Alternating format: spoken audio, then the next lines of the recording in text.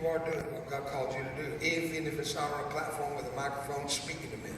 There's a lot more to obedience than being recognized and have notoriety. When nobody gives you credit for what you do, you know you're doing what God talented you, gifted you, and that's what you do, and do it with all of your heart, mind, and strength. Never give less than 110%. Be the add in the normal. Be the extra in the ordinary, the super in the natural. Be that cut above, and never settle for what some call government work. If it's government work, it ought to be the best, because taxes were paid out of blood, sweat, and tears, and we should, if it involved in government, give more than any other job we do. Amen. Thank you.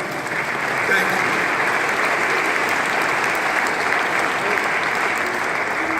So I grew up to have some principles that relate to my core values, but nothing could prepare me for what I would face one day. And since I last saw you, I've been down a difficult road, but it's been a good road. It's been the best years of my life. It's been the most difficult. Those of you that know me from the past, you might recognize a little difference. I have eyelids now. I have my lips back, and I don't drool all the time. My mouth was inverted, and I have a nose. I have a nose. It's a boy. I'm so proud of it. I only had part of one nostril, and 2 years ago they made my nose on top of my head, and it grew, and then they severed it loose except for the lower end of it so it would keep blood flow, and they turned it around, and I have a nose. Isn't that cool? You say, well, duh. A nose is a great thing to have. What are you going to stick in somebody else's business? Everybody needs a nose. So I've got a few more things to get corrected. They're still shaping it. And why now? 49 years after my injury, this surgery, I've had 7 operations in the last 18 months. 57 total, trying to rebuild, put Humpty Dumpty back together again. And his horses and men are trying. They're trying everything they can. Every new technology comes along, they want to try it out on me to see if it'll work. All these horses and all these kings, men can't put them back together again. But one day, along came the king, and Humpty's back. Humpty's back. I don't look the same, but it's all together in here, okay? Give it up for Jesus in this place. Humpty's back. You're back. You're good because of Jesus. So, all the things the king's horses, and he's got a few horses, let me tell you, and all the king's men, they can't do it, the king can. And today, I hope before you leave this place, if there's still things not quite in order, and you're still moving toward a relationship with Christ that will let you walk out of here feeling, yes, the last pieces came together. I want to make that happen with you today. To do that, I'm going to do something very difficult, and it's embarrassing. I'm going to talk about myself, and I've already started. You have to understand, if I told you about everything God did for Peter, James, John, and Peter, Paul, and Mary, for all I am talking about somebody else. The most powerful witness you will ever give is not what God did for them. And that's great witness, and it's good. Every value of Christianity is seen in their lives. But I'm going to tell you something. When they see the value of Christianity in your life, when it's your testimony about what Jesus did for you, that's when you change the world. Because it's now reality lived out in front of them. And that's why they call me to do what I do with the government. I was with the EPA yesterday. I was with the EPA in your community. And you say, no, you aren't. You were in Dallas. Yep, I was in Dallas, but I was live streamed from New Mexico to Washington, D.C. and every one of the EPA facilities across America, sharing my story yesterday about what God did for me. And I think the EPA could use a little help. All the branches of government need a little help. And I enjoyed very much learning. But I'm not called to the household of faith.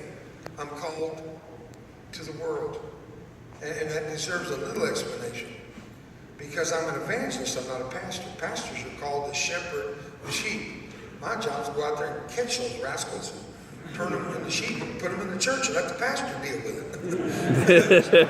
I got them, skin that one, and I'll go get another one. So I work for the Department of Defense. I'm a resiliency. Actually, I was promoted. I'm a master resiliency trainer with the United States military and all 4 branches in what's called it's a comprehensive soldier fitness program, but it says soldier, but that includes Navy, that includes all the branches. So that's what I do.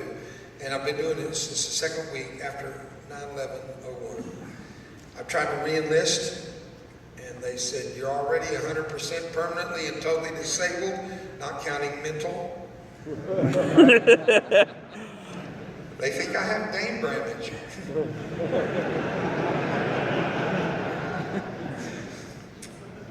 But I didn't grow up to do this. This isn't what I was born into. I was born into a pastor's home. But every evangelist my dad had come preach in our church were my heroes. And they would always sleep in my bed because I got booted out. I was the last child born. I got the newest room added to our house. And they didn't have hotels, motels back in those days when I was a little boy. But when those evangelists would leave, I'd jump in that bed and I'd screw around because I wanted that anointing that I saw on them. I thought if I can get it through osmosis, sleep in that bed, you get it. Well, I'm going to tell you something. I got it, but went out of that bed. What I got came from the throne of God. What you have comes from the throne of God. It can't be handed down by your parents, and you can't live off the coattail of their experience. So as men today, you have to live that life example in front of those children that you give them something that coattails can't do. And I learned it from my dad. I learned to be resilient, learned how to treat a woman, had a call to the ministry, wanted to be an evangelist, and married my junior high school sweetheart. Life is set for Dave. And one letter would change my life forever. And you know which one that was. From the Selective Service Board, better known as the draft. I was in the school, Reno Valley High School in Southern Cal, not long ago. Well, longer than I want to recall. And I said, how many of you students know what the draft is? One kid in the back, yeah, dude, we drink it at Pizza Hut. I said, no, dude, it's a space between your ears.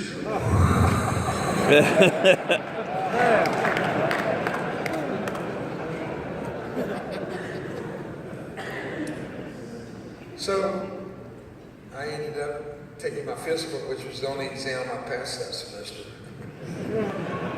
I was a Bible college student. I was flunking out because I was working so much and didn't study enough. And my check went up, my grades went down. And so I ended up being drafted. And I joined the Navy so I wouldn't get hurt in the Army. I bet there's some of you joined Air Force or whatever. Well, it didn't work for me. I remember my first day in boot camp, my company commander comes up, you went to college? I said, yes, sir. Nobody else went to college in this whole group. I said, well, I didn't know what to say. Do you apologize? I said, well, I'm sorry, I guess. I went to college. He said, you're leadership material. I'm flunking out of Bible college. I'm thinking, we're going to lose this war. I said, sir, my grades were below sea level. And being in the Navy, you'd think he would have caught that. But he was really short. It kind of went right over his head there. He never did figure that one out. But God was doing something. He was working out my life. He was planning my future. And he was preparing me for some difficult times to come. I joined the Navy and I've never been on a ship. I ended up going from boot camp to a short stint of training in weaponry and then sent to Coronado Island where I was trained. My commanding officer there was a Navy SEAL with SEAL Team 1. I went to Vietnam and served in Vietnam with SEAL Team 1, but I was not a SEAL. I was a brown water black beret, the smallest special warfare group of the U.S. Navy. And we had the highest killed in action. You can't prove it though, because when the boats went down, the bodies went down, and if they don't recover a body, you're not KIA, you're MIA. And I had all the statistics before I ever got to the airport to go to Vietnam. And I'm standing in front of my little high school, junior high school sweetheart. And I knew what the odds were. And I was man's man stuff. No tears for Dave. I was tough. I walked away for 5 steps. And she called my name, Davy. And if she had said David, I would have just proceeded to the nearest corner I could come to stand in, because that's not a term of endearment. David, I know I'm in trouble. Just go stand in the corner. She called me Davy. And when she did, tears burst over the dam of all my resistance. And I cried. I didn't want to cry. I was so ashamed. I did an about face. I said, what? And this is the question she asked me. Davy, are you coming back? I could still taste the salt of her tears I kissed off her cheek. Even to this day, I remember that moment. I looked at her and I said, I'll be back without a scar. Why did I put that scar thing in? Why couldn't I just settle for, I'll be back. Then I could be governor of California. I said, I'll be back without a scar. I felt a cold chill go up my spine. Gentlemen, I knew when I said it, I just made a promise I cannot keep. And I went to Vietnam. I was there 8 months. Took 2 injuries, 3 days apart. The last 3 days of my work in Vietnam. 8 months without a scratch. And the last 3 days, 2 injuries. On July the 23rd, 1969, I see a few young ones out there. That's right after the War of 1812 to you. I took my first hit on the 23rd. I was taken off the river 3 days for reparation. They stitched up my face and took a laceration to the cheek and shrapnel out of my right eye. 3 days later, no one to replace me for those 3 days. They got me back on the river. Right back to the same exact place I'd been injured to do intelligence reports. And it's a dumb thing to do an intelligence report where you got hurt 3 days early. They booby-trapped everything. They know you're coming back. And I beached the little boat and I crawled up in the gun tub. The boat's made of fiberglass. It's 30 feet long, 11.5 feet wide, 250 calibers front, one in the rear with a Mark 18 grenade launcher. On top of that, midship, we called it, on the engine covers was mounted 2 M60s, shoulder width apart. 4 men, 3 gunners, 1 driver. And I crawled up in the forward guns. I'm going to stand between 2 50s, and I knew something was wrong. I couldn't see them, I couldn't smell them, I couldn't hear them, but I knew they were there. And I reached down without taking my eyes off the bunker complex in front of me, and I picked up a white phosphorus hand grenade and pulled the pin. I drew back. My life is about to change. You do not know how often your destiny is in your own hands, and it's treated so with such a cavalier attitude. I'm just going to throw a grenade. Burn down high brush, put up smoke, burn up tripwire, detonate, anything to give me a little edge. I had to go down to that bunker and bring them out alive. Dead men can't talk. So I pulled the pin, I drew back, and my world changed. Just like that. I went from 190 pounds that I weighed that morning. That evening they weighed me, and I weighed 130 pounds. 60 pounds of flesh was blown off my body. The grenade exploded, but I didn't know it was a grenade. I thought I was hit by a B-40 rocket. A sniper put me in his crosshairs across that river, shooting in my head. He missed, hit my hand, and blew the grenade right beside my face. And in 1 second, my destination remained the same. My destiny would be altered forever. Destination is where we're going. Hopefully and prayerfully, every one of us will make it to heaven. But our destination is not the same as our destiny. Sometimes you go through hell to get there. And you know what I mean. That grenade blew, and immediately I'm lit up on fire. I looked down and I could see with my left eye, my face was curling up in ashes on my boobs. I looked closer and I could see my heart pounding inside my chest. I saw movement of my organs. My hair was gone. My ear was gone. It fell off. I debated to tell this to you, but I'm going to tell you. It fell off one night when I was preaching in Jamaica. I didn't know it fell off. It peeled off like a wet band-aid, sweating, laying on my shoulder. Everybody does the same thing at the same time.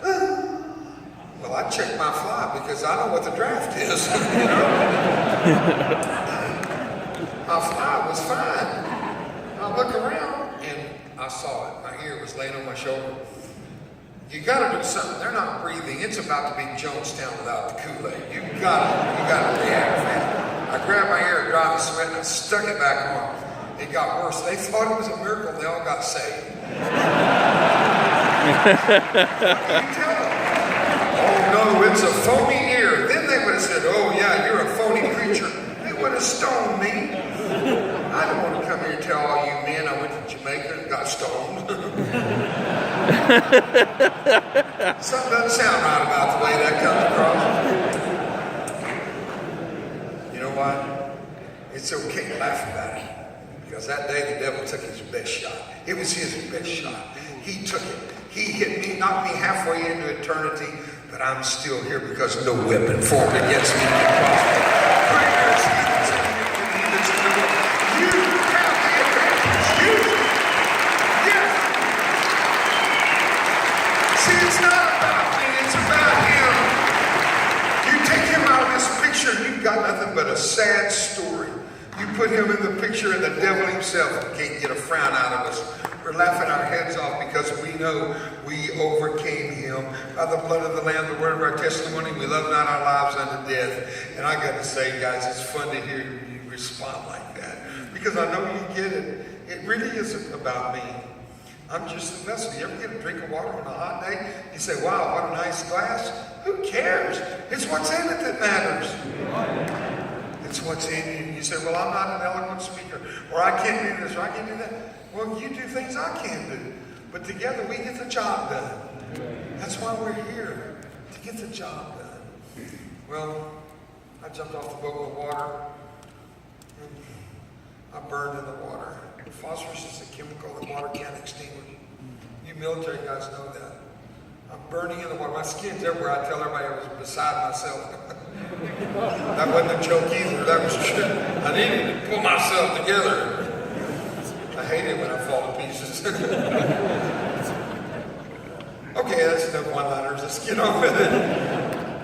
I crawled up on the bank of the river. I'm still burning. I fell over backwards and everybody thought I died. They went through my chain of command all the way to the Pentagon that I was KIA, killed in action. The medic came over. The helicopter planes called the dust off. The medic came over and they threw down a stretcher, rolled me over on it. They think I'm dead too. So they can't take vital signs. You're on fire.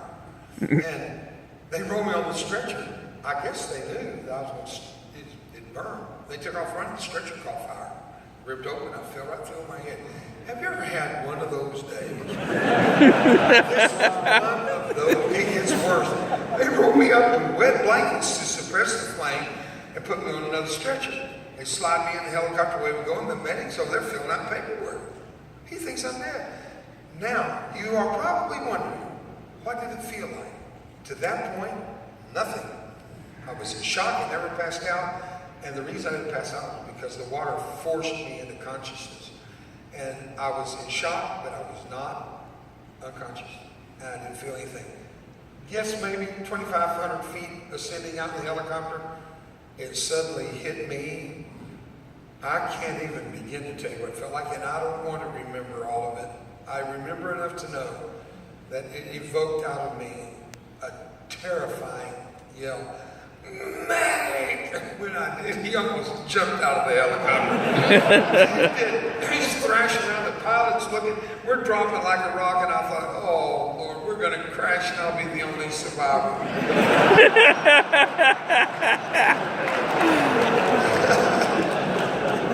They got me to Saigon, did emergency surgery, put me on the C-141 hospital airplane, flew me to Japan. And in Japan, I very stupidly asked for a mirror, and they very stupidly brought it. And when I looked up and I saw what was left, I remembered my promise. I'll be back without a scar. And I knew that she would no longer love me. There's no girl on the face of the earth. There's no teenage girl going to love a monster. What I saw, what's covered by my hand still had several layers of skin. It was 2nd degree. And it was starting to swell. Everything else was 3rd degree. Bone, 4th degree, they call it, although it's not a legal term, I think. But it was gone. My right eye had turned gray. It was just sitting in a bone of my skull, and I saw that. And I said, she can't love me. So, I know it sounds heroic. It's not. I just loved her so much. I didn't want to live without her, and I didn't want her to see me. I didn't want her to have to live with me. So, I chose to do what the communists didn't have the power to do. They couldn't kill me. But I chose to do that for them. I took it out of God's hands. I took it out of my doctor's hands. I decided I'll get me out of her misery. What did I tell you at the beginning? When you lose hope, you've lost your last line of defense against suicide. They walked away with the mirror. They walked away with my hope. And I reached deep into the soul and found nothing to hold on to, not God's fault. And I decided that I would take my life that day. I had no gun, I had no knife. How do you kill yourself? Everything hooked up to you keeps you alive. You unhook. And I pulled out the tube and I laid my head back and I waited to die. I even folded my hands over me. And I got hungry. It's the wrong tube. That's crazy. I pulled out lunch. Now,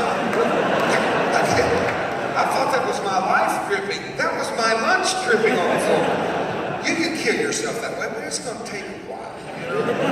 And you think about it, you probably don't want to do it. And I was singing that old song, plug it in, plug it in. I really did not want to die, but I could not imagine living without Brenda. And I got the royal chewing out of my lifetime. Those doctors, they'd already taken my last will and testament. They gave up, so why not me? But they saw what I did, and they gave me a thrashing for it. I'm going to tell you. It made me bad enough to want to live just to prove them wrong. And they sent me to America. They canceled my wife's trip. She was coming over to escort my body back. And I flew in that same C-141 all the way to America. Ultimately dropped off an Air Force base called Lackland, and they flew me a helicopter across town to Brooke Army Medical Center, where I'm a patient today. And it's so amazing. They took me in to Brooke Army Medical Center and put me in a tank full of water. And that water felt so good. I didn't know what they were about to do. It's called debridement. That's when they take scalpels and they skin all the burnt skin off you. And there were plates of my flesh that turned too hard, just hard. And they could literally just pull up a chunk of it and just saw it out. I don't make you sick. I'm going to tell you something. If I didn't have Jesus, I wouldn't have come out of that tank. I've never had so much pain in my life. That hurt 10 times worse than the burn. And I bowed up, and only my heels and the back of my head were touching in the water. And I was in convulsions, and I recall this because they don't put you to sleep. They do this every day until all the dead skin's gone. And if they put you to sleep every day, the hypothalamus of the brain goes into a permanent sleep state, and you die in a coma. And they keep you awake, and they make you stay awake, and you can't get away from the hurt. And I went nuts. I thought they were trying to kill me. And I reached up and I grabbed one of those nurses by her hair. I flipped her over the tank into the water with me. And I had her head down in the water trying to drown her. I was trying to kill her because my brain said, she's killing you. And of course there was help right there. They got her out. And I looked up and my skin's all in her hair. And the white uniform now is pink with my diluted blood. And I just looked at her, and the doctor said, I think he's had enough. And I said, I think he has too. They swung a little hoist over, lifted me up, lowered me down on a gurney, and pushed me to a room we call death row. The debridement room was called hell. We would go from death row to hell every day. You could always know when we were in hell. You could hear us screaming 3 wards away. Visitors would come. They would hear the screaming and they would leave, never take another step in to see the person they came to see. Because you can't take that kind of scream into your audible sensories and not get it into your heart. It's scary. They pushed me back to death row, where I had not yet been, actually. I hadn't even been introduced to my room yet. It's called the ICU of the ICU. It's the worst of the worst. They have 13 of us in there. 12 died. The 13th obituary has not been written. And it's mine. Because God had a plan for my life.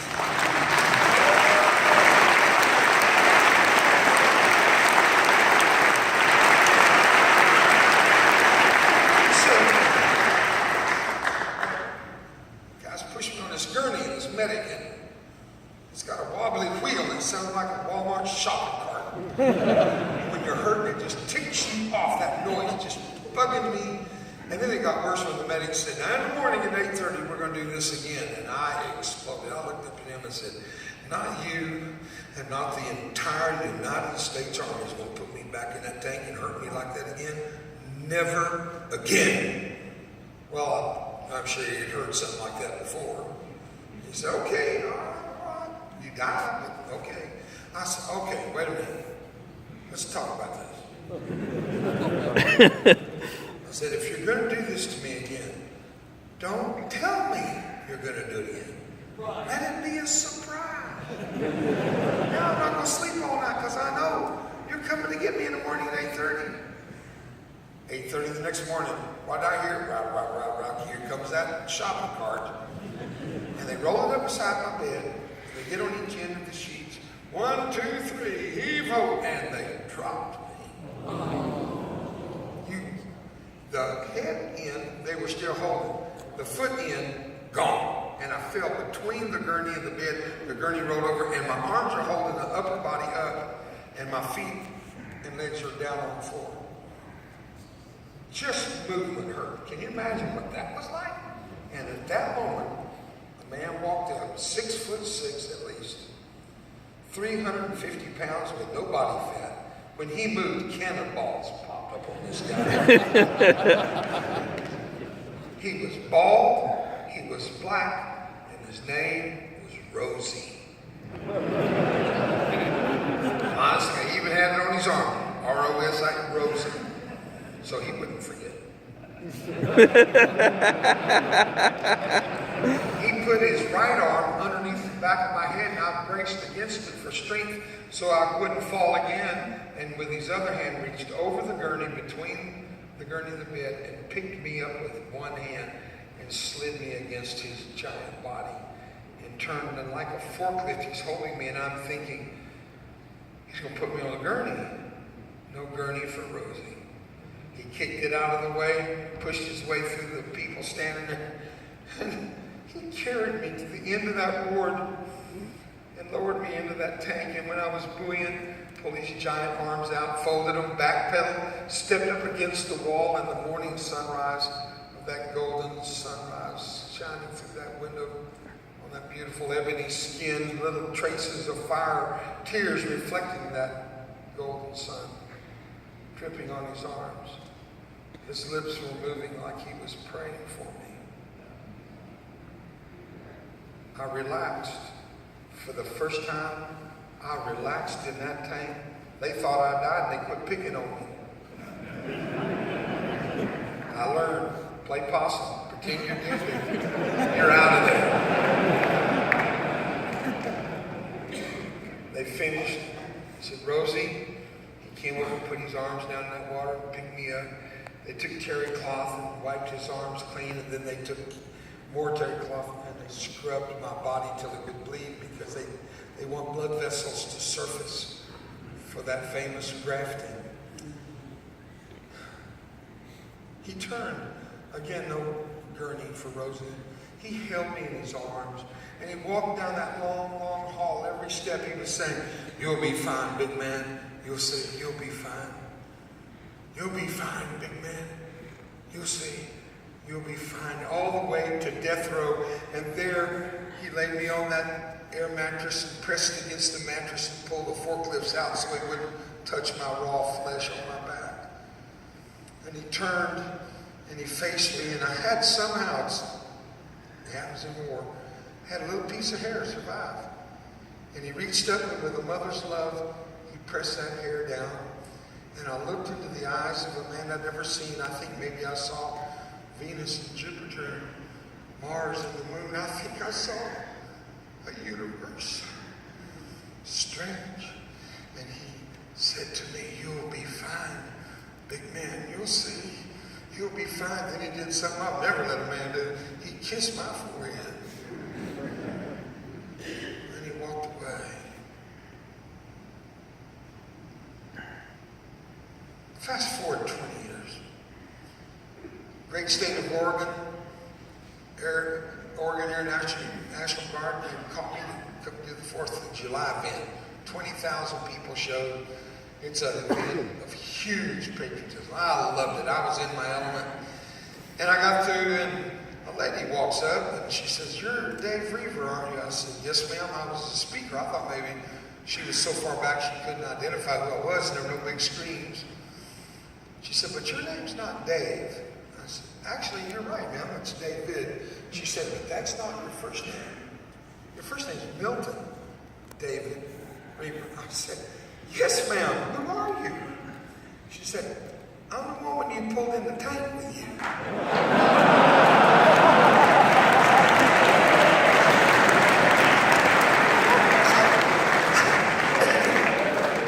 I said, "Madam, 20 years, is it too late to say I'm sorry?"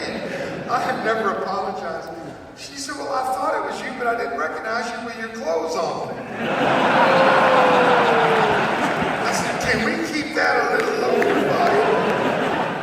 And it dawned on me. I said, "Madam, do you remember Rosie?"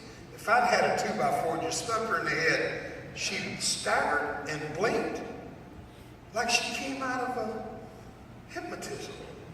She said, "I haven't thought of him in years." I said, "Do you know where he is today?" She said, "I have no idea." "You don't know where he lives?" "No idea." I said, "Do you know where he came from?" She said, "No, Mr. Roever, I don't know where he came from." I said, "When did he come to Brooke Army Medical Center?" She thought, she said, "When you did." I shuddered literally as I crouched my last question carefully. When did Rosie leave Brooke Army Medical Center? The day you She left. looked me straight in the eye. She said, "When you did."